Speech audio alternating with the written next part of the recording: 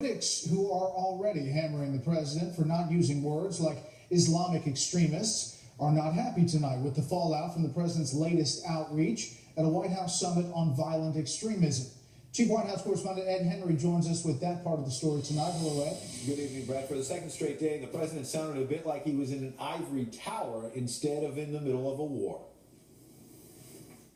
President Obama declared today the idea the West is at war with Islam is an ugly lie, and again spent more time explaining why young Muslims embrace terror than detailing how he actually plans to beat ISIS. Where there is no order and no path for advancement, that feeds instability and disorder and makes those communities ripe for extremist recruitment. The Republican chairman of the House Homeland Security Committee, Michael McCaul, charged, quote, "Sadly, this was a summit without substance. We will not defeat these fanatics if we refuse to define them for what they are, violent Islamic extremists." More worrisome for the president, a leading Democrat concurred the summit was a distraction from the real focus. And that focus is on this Islamic extremist threat that is posed not only to the United States and the American people, but around the world.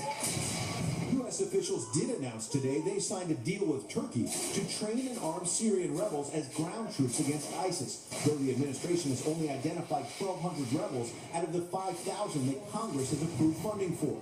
One reason Republicans are stepping up pressure on the president to send U.S. ground troops, at least to Iraq. We're going to have to put boots on the ground, my friend, and we're going to have to do a lot more things than we're doing now. And despite years of talk about war weariness among the public, a new CBS News poll found 57% favor using U.S. ground troops against ISIS, 37%